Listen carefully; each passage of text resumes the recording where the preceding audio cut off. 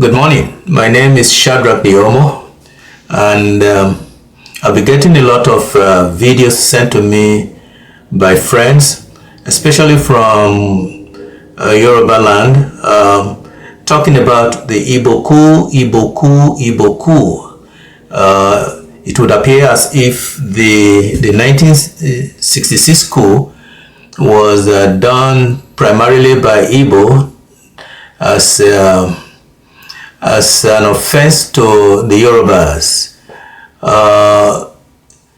The Hausa Fulanis have put out a number of videos to condemn the Igbos for staging that coup.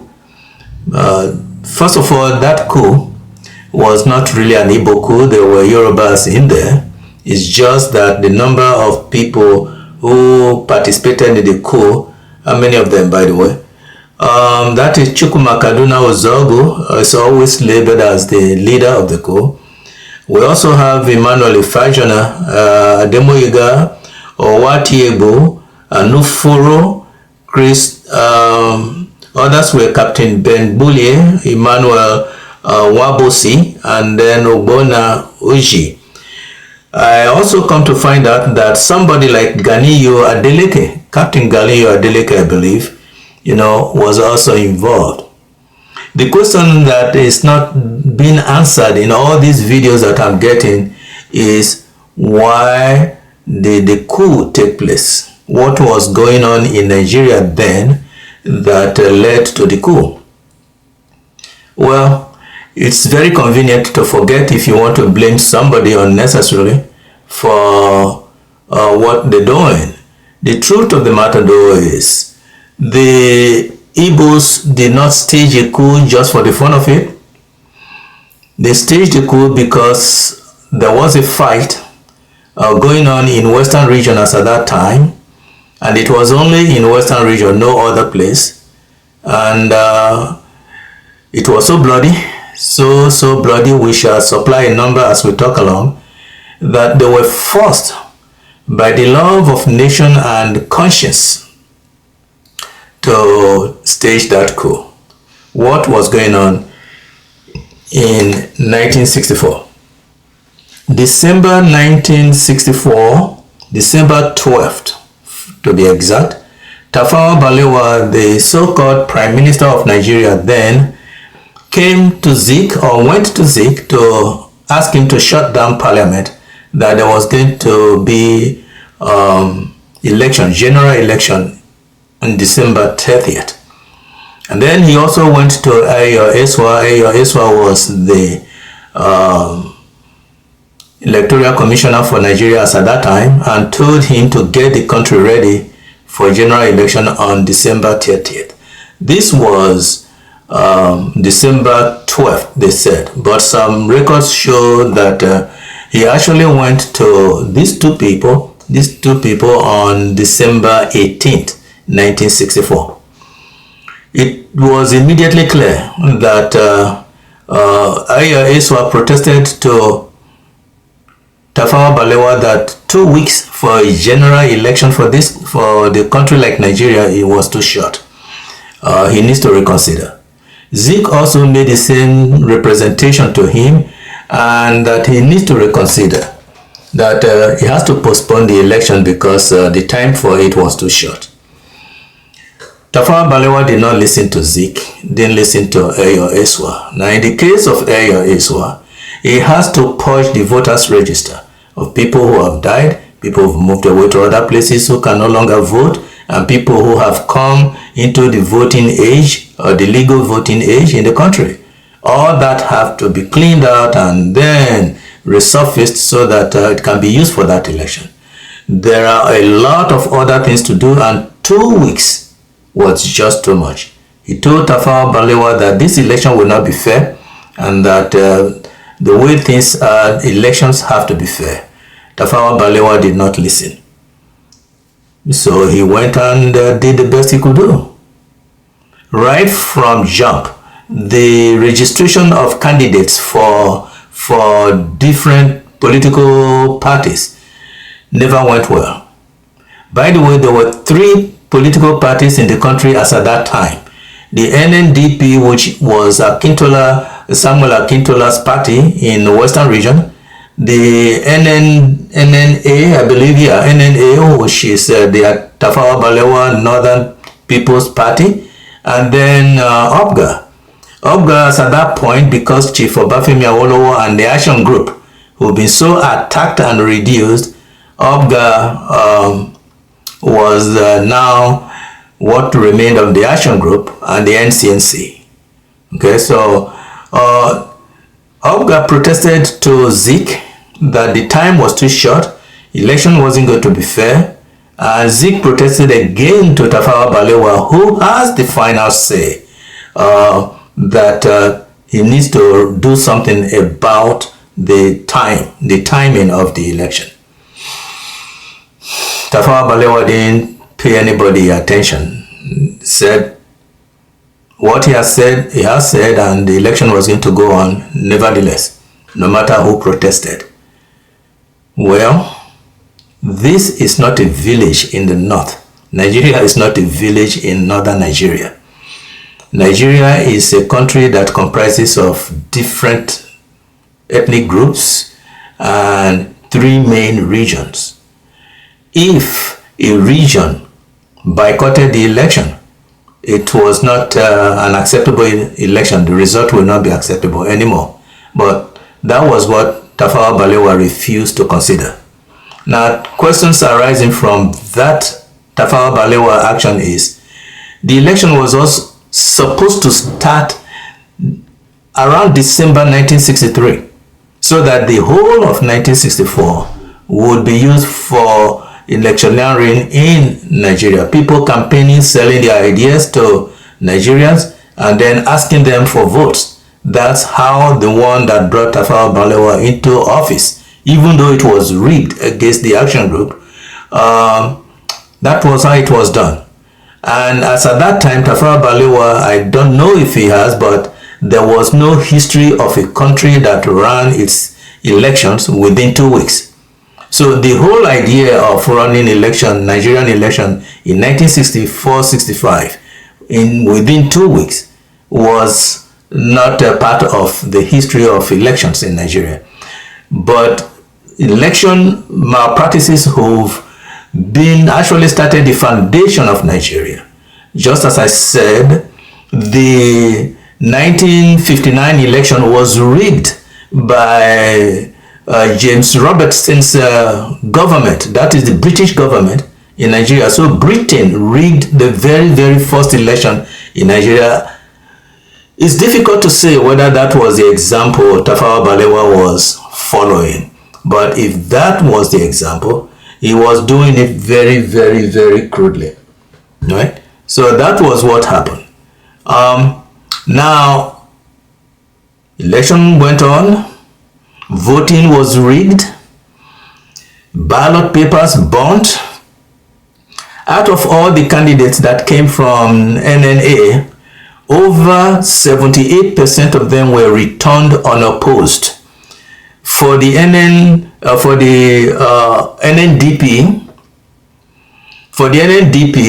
over 68% of them returned unopposed. OPGA boycotted the election.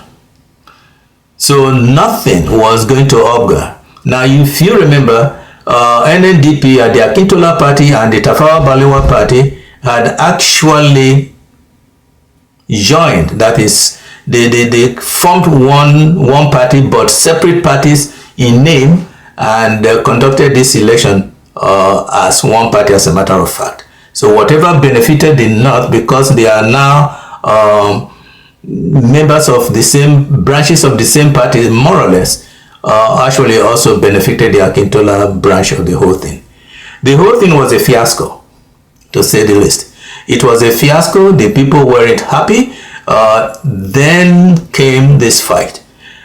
After the voting, only one booth in Lagos was opened, and because OPGA boycotted the election, not many people voted in Lagos, but just one booth opened, and so that was where voting took place.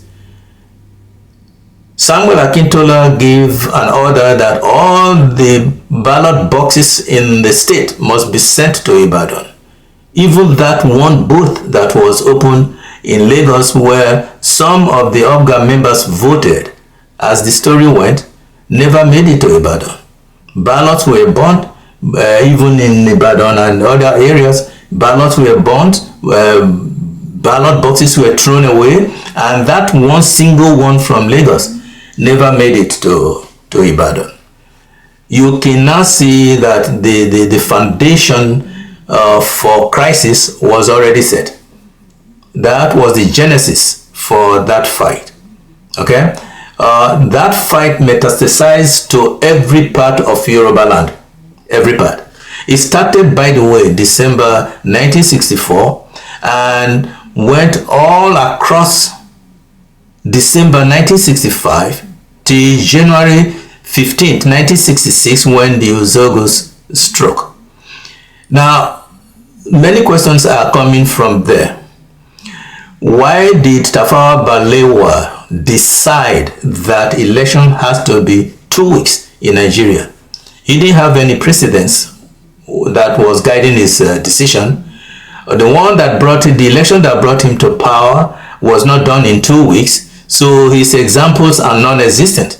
So he did what he had to do for 2 reasons. Either he was asked to handle the election that way so that it can be just as bad and rigging so that it leads to a fight like what was going on in Western region, or he was just so incompetent that he didn't care about what the outcome of such misbehavior.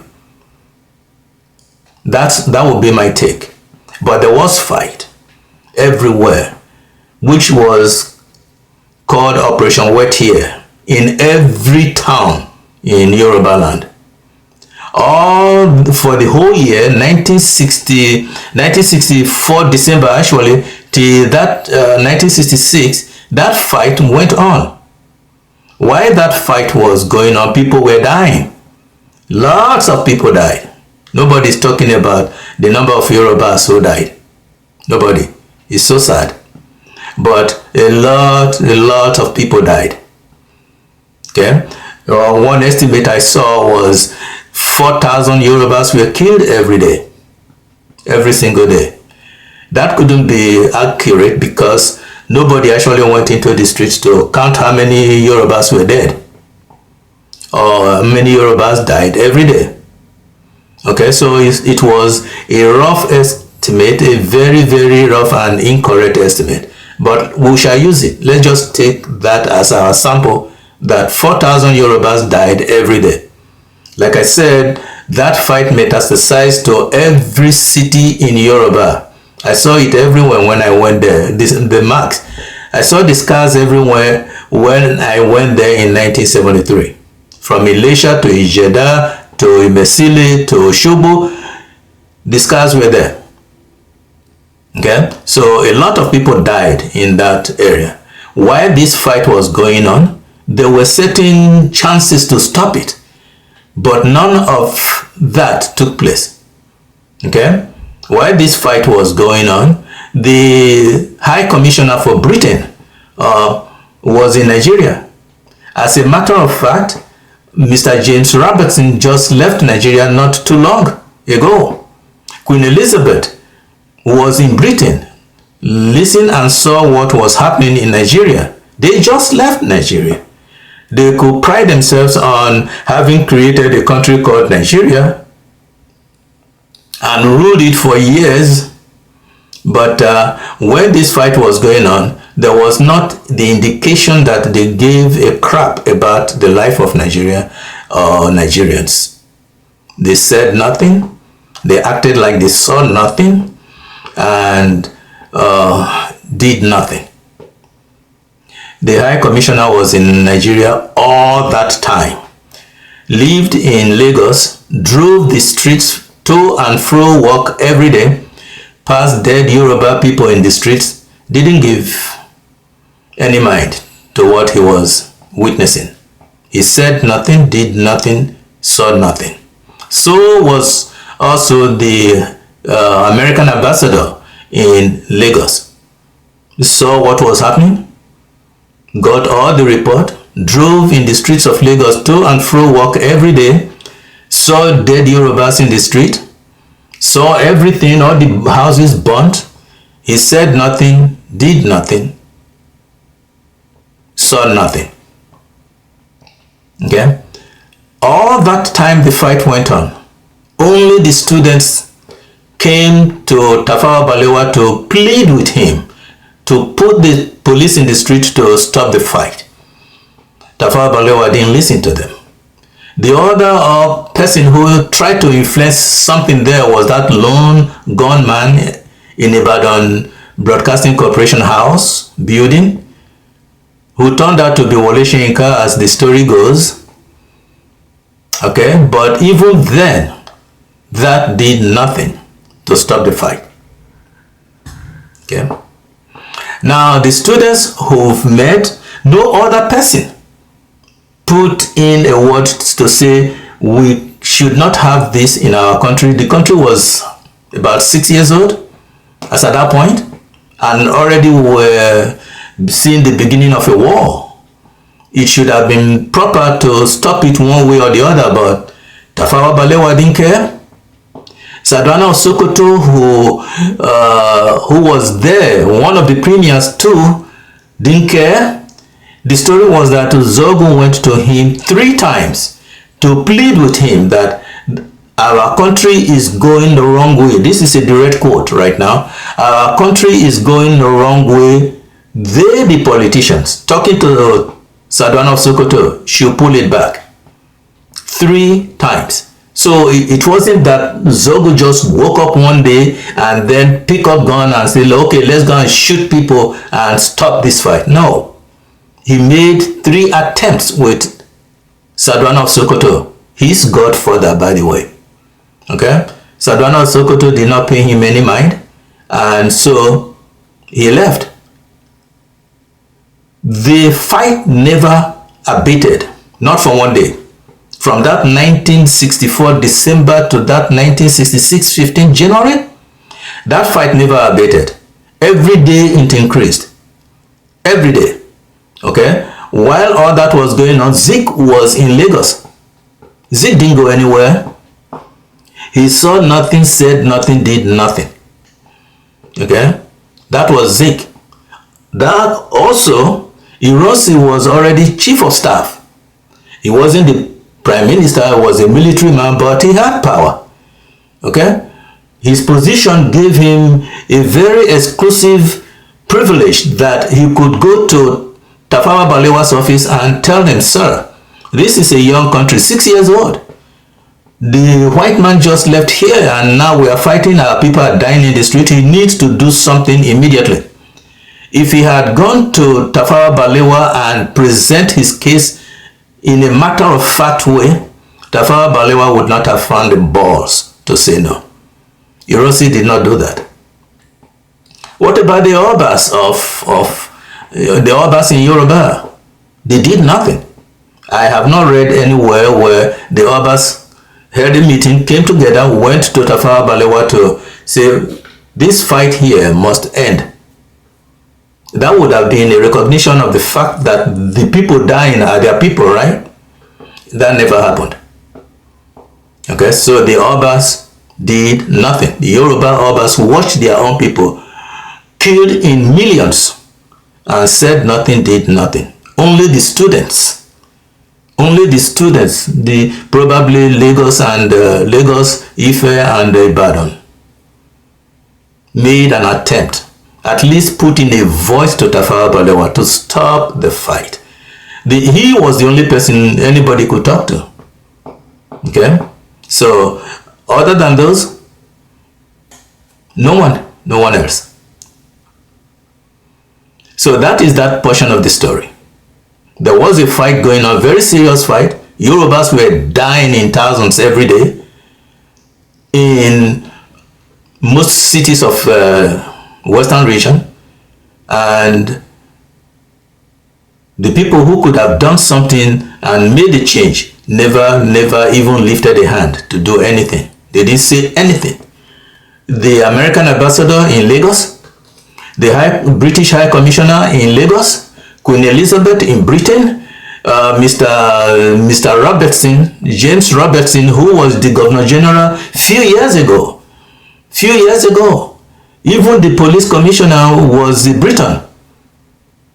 He said nothing, did nothing, saw nothing, and just kept quiet, while the Yorubas were dying in thousands. Okay, so those are the civilians. What about the Yoruba soldiers?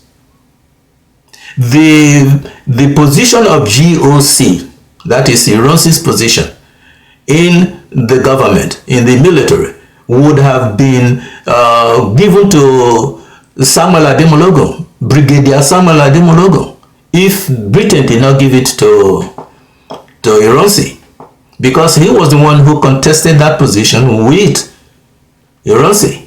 He was sitting in Kaduna Pretty, commanding the 1st Battalion. I think that was my finding. He saw nothing, said nothing, did nothing. A Yoruba officer, top Yoruba officer in the army. Okay? What about Brigadier Ogudingbe? He was in Lagos. He was Ironsi's chief of staff. Drove through the streets of Lagos, to and fro work like the British High Commissioner and the American ambassador. A Yoruba man in uniform. People saluted. They made the way for him to pass. He saw nothing, said nothing, did nothing. Okay, so these are top Yoruba officers now. What of Olusegun Obasanjo? Olusegun Obasanjo was a military man as at that time, and he was a major like Major Ozogu. Have you ever heard that Olusegun Obasanjo ever did anything to participated in any effort to stop the war? Was he not in Nigeria? He was. He saw all the Yorubas being killed. He said nothing, did nothing, saw nothing. That's Olusegun Obasanjo, the man who became Nigeria president. A Yoruba man. Okay? I'm stressing these things because if you look at the narratives from these Yoruba, what do you call them? Influencers, they call them? It's just nauseating, really. The Igbo stage coup. This fort is Igbo. That is Igbo. They call it Igbo coup. We shall come to that. Okay? So, Olusegun did nothing. There were other Yoruba officers. Somebody like Sodende Colonel Yinka Adebayo, Lieutenant Colonel Adekule Fajiyi, Commodore Adewale Way, Major Mobolaji Johnson, and then who is that? Fenyo. All are Yoruba officers. If only one of these had gone to Tafawa, had the nerves, not even the nerves, was angry enough at what was going on and went to Tafawa Balewa to say, "Sir, stop this shit," Tafawa Balewa would not have found the balls to say no. None of them did. The Yoruba officers. I have never, since I've been thinking about this, I have never understood where that malicious, callous indifference of these Yoruba officers came from. I have never understood it. They didn't care. They were just, I don't know whether they were happy or just dead or were out of the scene. I have no idea. Why the Zogus should have more love of nation and love of their fellow citizens than the Yorubas themselves, I have no understanding of it. But it was callous, heinously callous, in my opinion. Okay, heinously callous. So where were the Yoruba officers? If any one of them had made this effort to stop the fight, go to Tafawa Balewa, first reason with him. If he did not listen and did not act, then use what you must use to stop the killing. We would not have gotten to Biafra. There wouldn't have been a war between Nigeria and Biafra if those who were supposed to stop the fight, who knew what was going on, made the effort to stop the fight. in the streets of Yoruba. Okay, they didn't. And why Balewa was in Lagos. He didn't travel to his ghetto in the north. He was in Lagos, was seeing all this every day. How a man who said he was the prime minister of a country could have the conscience to watch all that and see it through, it beats me. It beats me. Why did Sardauna of Sokoto not even consider for 1 minute Zogo's appeal to him? I don't know. So sitting down here, I am thinking that that plan, that election was planned, and the plan was given to Tafawa Balewa to carry out. If that is true, and if that plan was by some other country, just so that they can get to some money, and I strongly suspect if there is another country involved, it was Britain. Okay, it was Britain. Okay, if that's the case, then that fight went on and nobody cared. Nobody cared how many Yorubas were dead, because they wanted to, either that fight was supposed to lead to something else, and it did lead to something else. Okay? Or that fight was planned into the voting, because everything looks like it's a plan. You understand? Tafawa Balewa should not have waited for the time to run to December something and then came out and said, we are voting in 2 weeks in this country. That was new. Very new. It didn't happen when the British were there. Okay? There has always been rigging, but if this was the condition for the rigging that was to take place, it was heinous. Very, very heinous and very crude. Extremely crude. The one James Robertson did, he did very well. We don't have time to talk about all that today, but he made sure, the rigging was fine. Because if you look at that election of 1959, Tafawa Balewa did not campaign as Prime Minister for Nigeria. The only 3 people who campaigned in that election were Chief Obafemi Awolowo, Dr. Nnamdi Azikiwe, and Sardauna of Sokoto. Tafawa Balewa didn't campaign. Tafawa Balewa is British Prime Minister imposed on Nigeria because they could do it. And so they rigged the election that Chief Obafemi Awolowo won just so that they can leave Tafawa Balewa there. They knew very well that Tafawa Balewa was highly incompetent, does not know what to do, but that was the candidate that was very good and fit for British aim in Nigeria. That's what Tafawa Balewa got there. Okay, you don't hire an imbecile to manage a technical institution. Okay?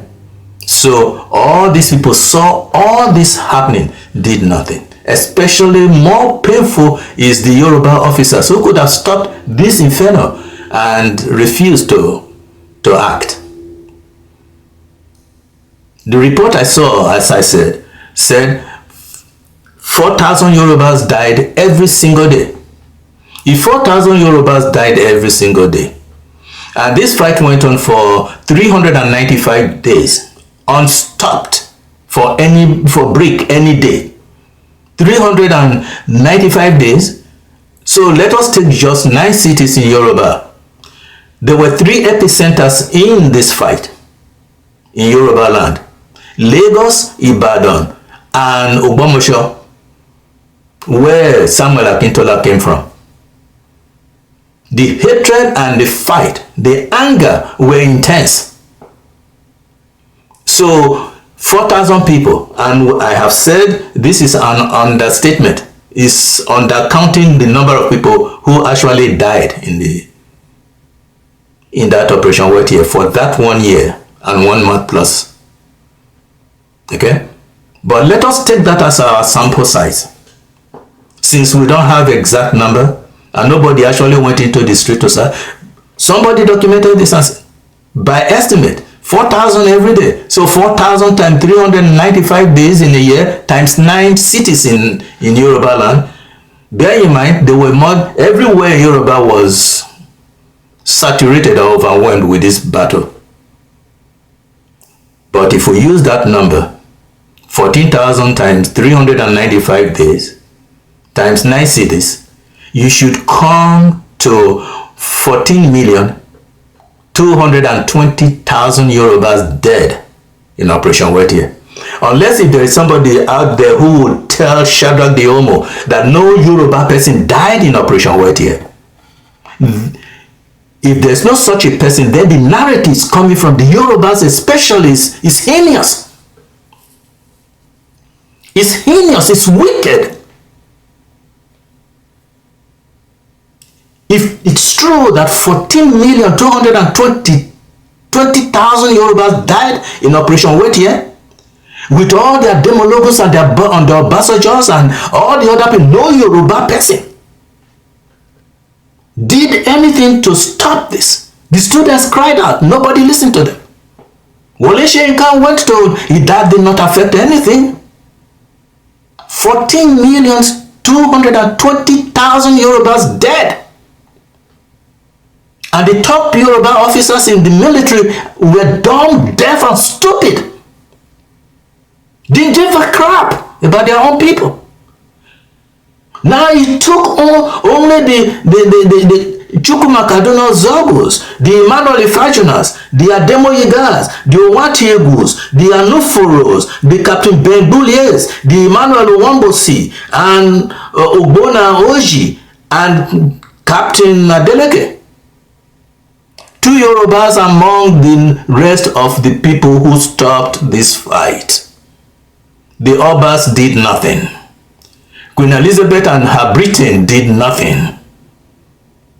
The military officers, top officers, Yorubas had top officers, more than the Igbos in the military as at that time. All of them did nothing, said nothing. They must have so devalued the lives of their fellow Yorubas that they didn't give a crap. So are the Obas. So when you begin to come up with the narrative, this is an Igbo coup, this is an Igbo coup, this is an everything that I have seen so far and heard so far is from the Yorubas. From the Yorubas. This is why it's so concerning. It's an Igbo coup. The Igbos are this, the Igbos are that, the Igbos are this. What about the priceless love they showed to the Yoruba life? By putting their necks on the line to save the lives of the Yorubas. 14,220,000 dead by the day they came.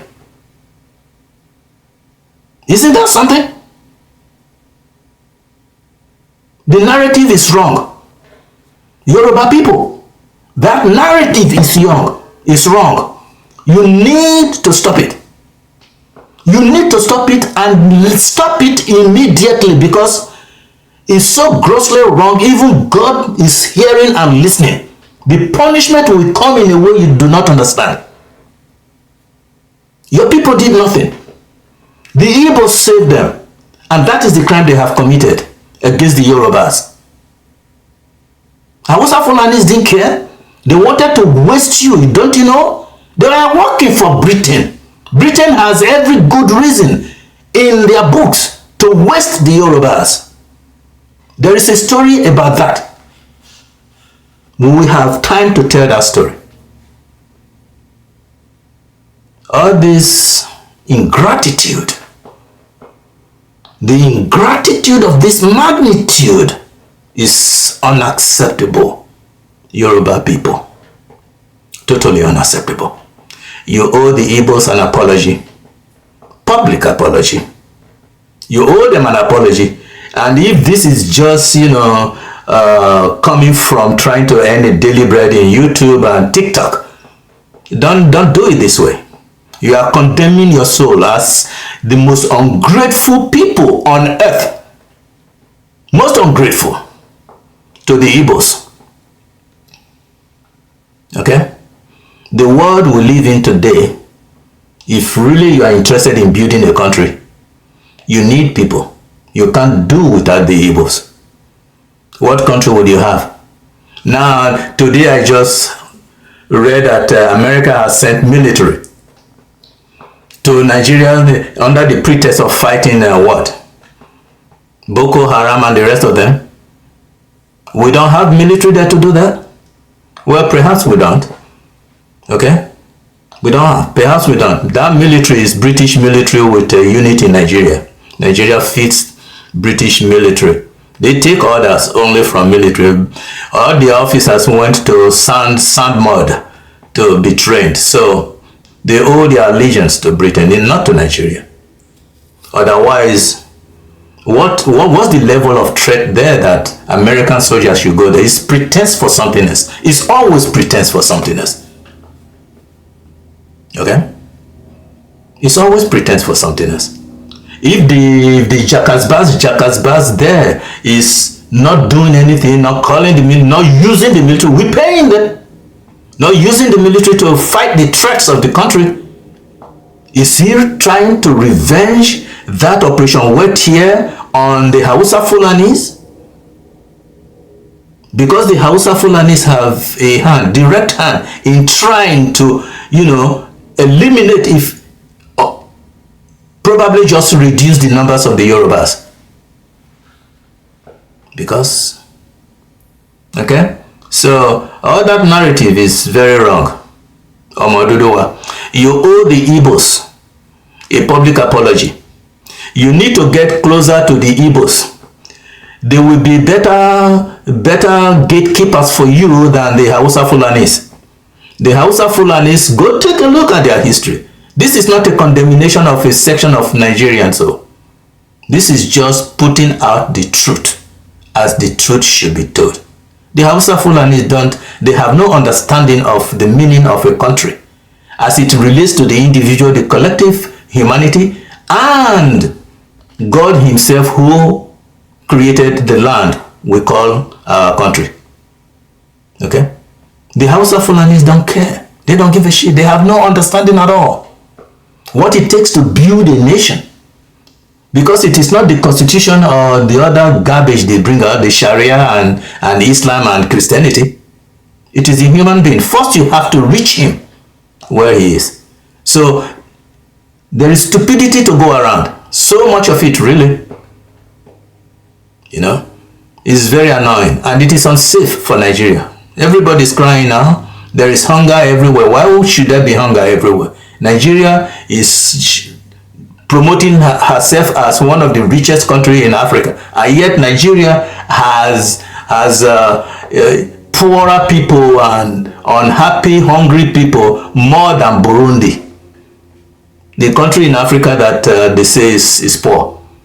Nigeria has poor people, more poor people than Burundi. Try and make a sense of that. Reconcile that for me. So if you want to build a solid country, it's always by the human effort. Okay? It's always by the human effort. That is why the philosophers and the Magis who say that it is always by the brotherhood of man under the fatherhood of God. That's not an empty statement. It's building a country is always going to be by the brotherhood of man under the fatherhood of God. You need to have the right leader, and Chief Obafemi Awolowo was the right leader. Not the Samuel Dego shit, Akintolas. No. Anyway, that's not the issue for today. Yorubas, you need to apologize to the Igbos. Make their life comfortable and acceptable. They saved your ass. You cannot deny that. They saved your ass. I just give you a list of your military officers who did nothing. These are majors. Obasanjo was a major. A friend of Uzogu did nothing, was not part of it. Only Major Ademoyiga, one Yoruba man. The rest Igbos. How do you show gratitude? Or when do you show gratitude? Instead, you turn around and you're bad-mouthing the people who saved your freaking ass. Don't do that. Okay?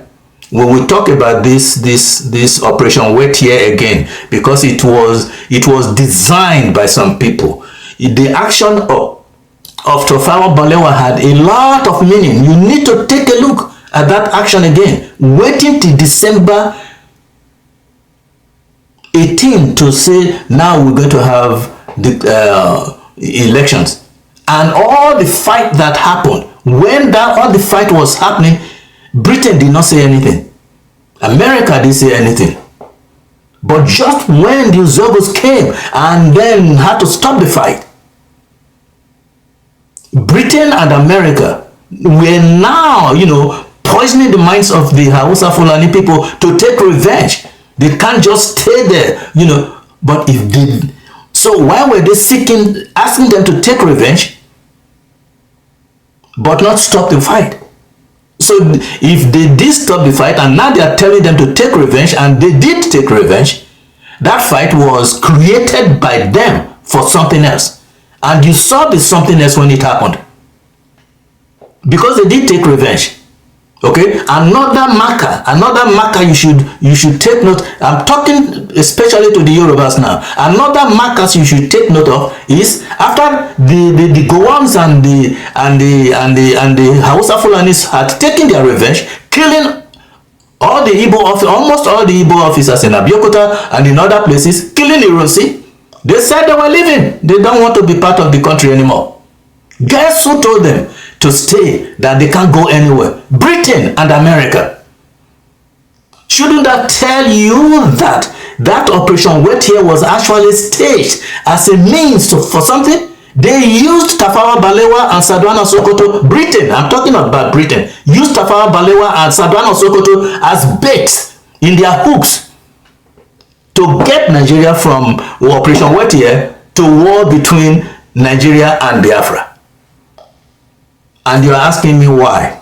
Why shouldn't you know? All the military wear, all the arms and the bullets and guns and planes we bought from Britain. Britain made billions from Nigeria in that war. That was why. That was why.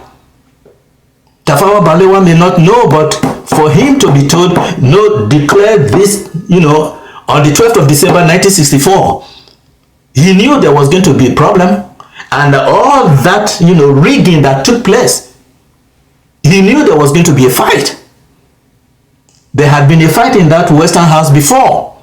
So the British knew very well how to use these Yorubas to create havoc in Nigeria, and how to use the Hausa Fulanis. They pretend to like a lot, to manage it to such a point where somebody will come and try to stop the fight. And the Zogos came. And they happen to be just Igbos for the most part. They did it not because they hate the Yorubas or anything or wanted to create. No, they not unwillingly, they walked right into the plan of the British. Because somebody had to stop the fight. And to stop that fight, somebody was going to die. The managers of that fight, those creators of that fight, all those who did not do anything were going to die. I mean, it's so nefarious. It's impossible to think about. This was British plan. And they made billions from that war.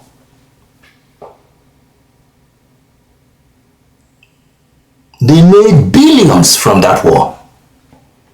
Okay, you can't tell me no, because we bought all the arms from them. If they had stopped the Operation Wet Year, we wouldn't have gotten to the point where they could make their billions. Okay, what is actually very, very insulting one way, annoying another, is that this same place called Nigeria, from there to Ghana, was where Queen Elizabeth I harvested slaves. Nigerian slaves, African slaves that she sold in the Caribbean to make billions. Billions. So that region is a region that will forever, feed Britain at the expense of the people who live there, because in the minds of Britain, those are their slaves. If now they can't sell them, well, waste 14,220,000 of them just so that you can get to the same billions you've been making from this same place since 1533. That was when Britain jumped into slave trade until it was stopped. And we who are there, the Yorubas, and we are busy insulting and trying to create conditions of disagreement and hatred among ourselves. The Yoruba, the Igbos is an Igbo coup. I mean, the narrative is so toxic and poisonous that nobody wants to listen to that. In fact, it shows how stupid this Yoruba, what do you call it? Commentators are. They are not commentators. I don't even know. I think there is a word for them in social media. It's annoying. But it shows the whole world how stupid.